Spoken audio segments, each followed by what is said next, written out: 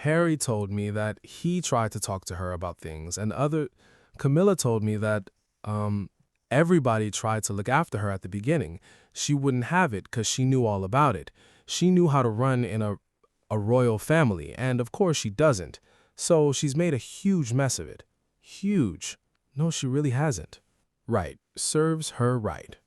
8 years on from their royal wedding, the Hollywood guests in attendance have been revealed to have fully rejected Prince Harry and Meghan Markle, with some even describing her as the cheapest and claiming that no one even wants to hang around with her.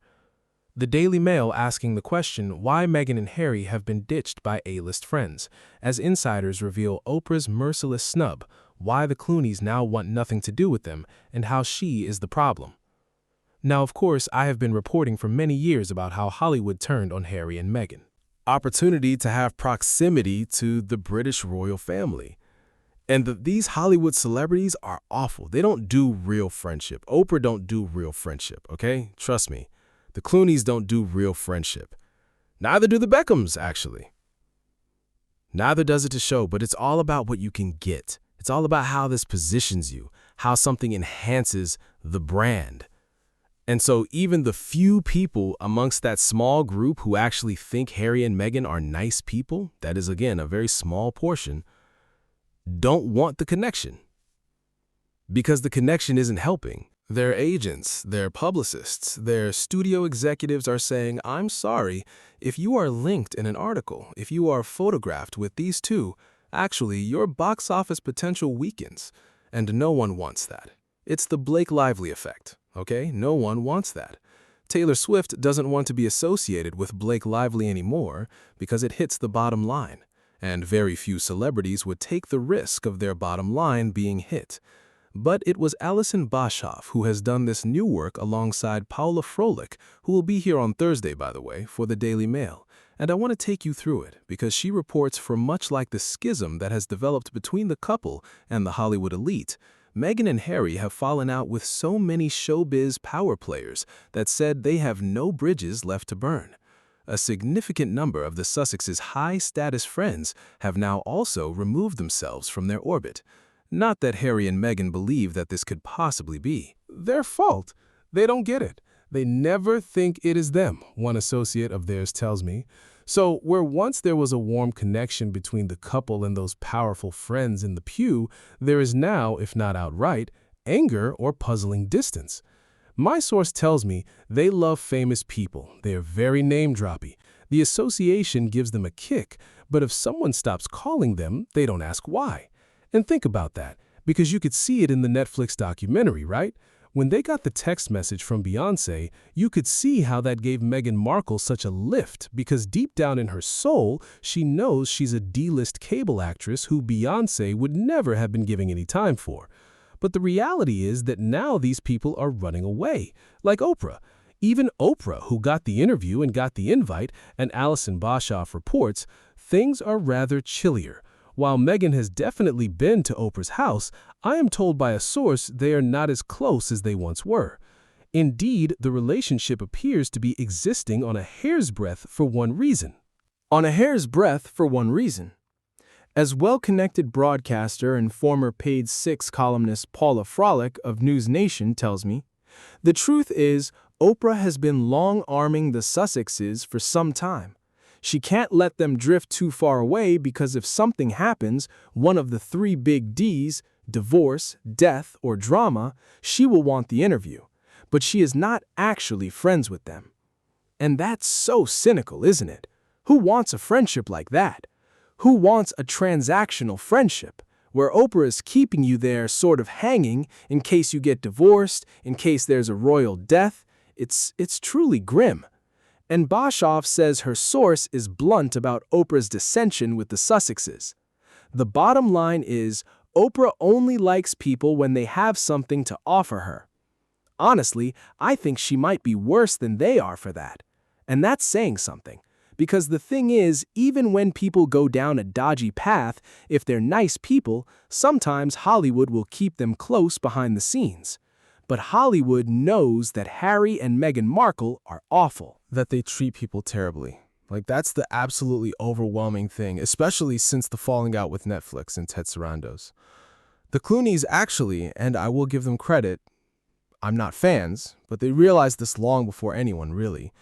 And Bashoff reports that the Clooneys, who live between New York, LA, London, France, and Italy, found space for Meghan on their private jet, a luxury which would be well beyond the Sussex pocket. And retired tennis champ Serena apparently picked up the huge tab for the Swiss Mark Hotel. This is when they were in Lake Como.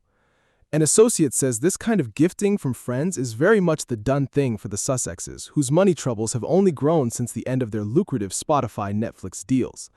They ask for a lot of resources to be spent as they believe it is a privilege to be in their circle, says a source, adding they think they are entitled to all the private planes. The source also believes that Meghan is cheap, or British in parlance. She is the cheapest, the insider claims.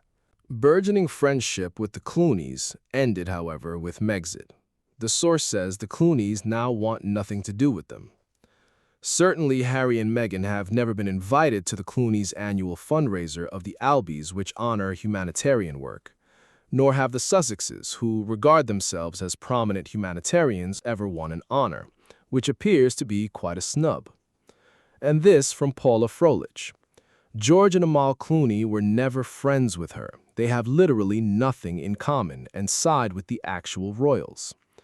And isn't that so shocking and embarrassing for Harry and Meghan that they invited people to their wedding who they were never friends with, who they never had anything to do with? The cringe is off the scale. And the Clooneys, as I say, I don't think they're great people actually, but again, they want the real royalty. Now, someone who is a nice guy actually is Edris Elba. I used to know him a little bit. And he DJ'd at their wedding, and Bashoff reports for the first time that that friendship has ended in the same way for the same reasons, and that is because Elba has been a prominent supporter of the King's Trust. And again, I reported this previously, Idris Elba is doing a Netflix show with the King. He made his choice. And he's actually a nice guy. Like, there's a lot of people in Hollywood who are really horrible people, right? Like, so many. And Idris Elba is not one of them. He is actually a decent guy. And it's the decent ones who realize very early on that they didn't want to be part of this circuit. Have you noticed, by the way, things have even cooled with James Corden, who was right there at the heart of the wedding, even emceed the wedding. Now, before the Clooneys, I will give credit to the Beckhams, David and Victoria Beckham, because when it was still trendy to be friends with the Sussexes, they decided to withdraw all association. And Basha reports that some have speculated the snub was down to Meghan, who believed the Beckhams were beneath her. They were said to have fallen out more when Meghan suspected Victoria of leaking information about her to the papers, a suggestion which apparently made David rage. In contrast, things have been far more equable between the Beckhams and other royals. David remains close to Harry's nemesis, William, and is closer yet to King Charles. I mean, we saw them together, didn't we, this week at the Chelsea Garden Show? The friendship with Harry has, you could say, been allowed to tail off. Well, I'll actually go much further than that. David and Victoria Beckham were completely disgusted with the way that Prince Harry and Meghan Markle acted. And sure, they blame Meghan, but it doesn't mean that they accept that Harry acted in the right way. I mean, for God's sake, he got David Beckham to fly halfway around the world with his sons to Sydney for the Invictus Games, and then refused to meet with them. Now, Meghan wasn't anything to do with that. That was on Harry. And it was also totally delusional to believe at the time, and remember at the time I was reporting on all these people for the Sun newspaper, that Victoria Beckham was ringing and leaking stories. She wasn't. I wish she was. She wasn't. Perhaps most intriguing is the fact that Serena Williams has now turned as well. And she hasn't turned in the sense that they are no longer friends at all, but are they close? Alison Bashoff says no. And she writes, the other big star at the wedding, tennis legend Serena, introduced Meghan to her agent Jill Smoller in 2006 when Meghan was an obscure actress writing her blog, The Tig. I hear Serena is fine with the couple. Fine. That's what you call bamming with faint praise, isn't it? But they definitely aren't as close anymore. While Serena was at the wedding with her husband Alexis Ohanian, she has since put distance between herself and Meghan because, I'm told, she is not a drama queen and she tires of it all. Apparently, Serena's new bestie is social butterfly Emma Wemeth, the Marquise of Bath. Serena posed with her at the recent Met Gala, along with Meghan's ex-best friend, former Vogue editor Edward Enninful. And of course, we dealt with that in full the other day. And certainly, Serena is making a real point by saying that her loyalties lie with these people who are rivals to Meghan or who have fallen out with Meghan. Boshoff goes on to say that Meghan's formerly close friendship with Canadian socialite and stylist Jessica Mulrooney has also ended somewhat spectacularly after Mulrooney got caught in a racism storm over an argument with an influencer in 2021. Her TV show was canceled, and so was her relationship with Meghan, who had made her chief bridesmaid, yet did not speak publicly in support of her old friend. The Duchess's old agency boss, Gina Nelthorpe Crown, who represented her in her Suits years, once remarked, "Meghan moves on." And so it proved. Many others who in 2018 had seemed a part of their clique are also no longer in the Sussex gang. Meghan's colleagues from Suits were at the wedding in force, but only Abigail Spencer appears to have stayed close to Meghan. Handful of close relationships remain. Elton John is still very tight with Prince Harry, although it is observed that it is a Harry relationship rather than a Meghan one, and he does that out of loyalty to Princess Diana. I've spoken to Elton John about that, you know? He is very pro-them, but it's from that basis. It's from a historic basis. He has no idea about what they're like day to day. It's also interesting, he no longer sends his private plane to bring Harry and his family for holidays at his Santa Fe home. It is.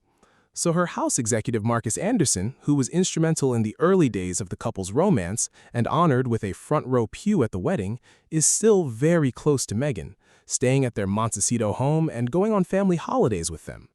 One source says it is a genuine relationship, and he says they are lovely people whom he cherishes. Another, though, offers it's for clout. They made him. From what I can see, the people who have stayed most loyal to them are beneath them and get something out of it. Everyone else they fall out with. And that's the thing.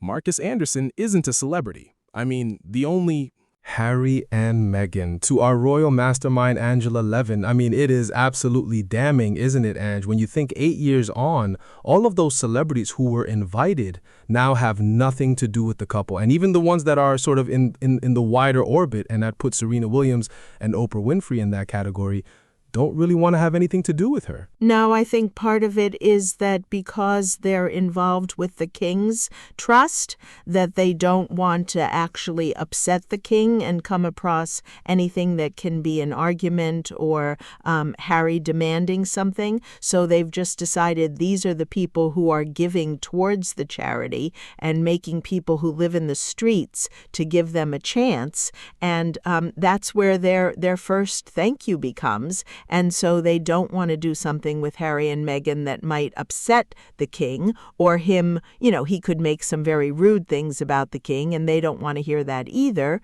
So they've left that. And so it's very clear. They also don't like the way that Harry has been attacking the royal family. I don't think that these people who are rich but also kind and down to earth, they don't want to be involved in a nasty argument. Yeah, I mean, the thing is, Angela, though, to have someone who was a bridesmaid, I mean, your chief bridesmaid, I mean, the problem is none of these are one-offs, are they? But first, quick gut check for the new year. Data leaks aren't rare, they're routine. When a major breach lands, it's millions of records in one blast. Phone numbers, home addresses, logins, sometimes much worse. The nasty trick, that data gets traded indefinitely. Data brokers and people search sites buy and resell it on loop. So scammers, stalkers, even a nosy employer can surface far too much with a simple search. That's why I use Incogni. In a murky industry, it's the service independently verified by Deloitte. They send removal requests to hundreds of broker sites and private databases, chase the slow ones, and log confirmations as records are taken down. Getting started is simple. Create your account and share just enough to find your exposed profiles. Give Incogni one-time permission to act on your behalf. They launch the takedowns and keep following up so your data doesn't.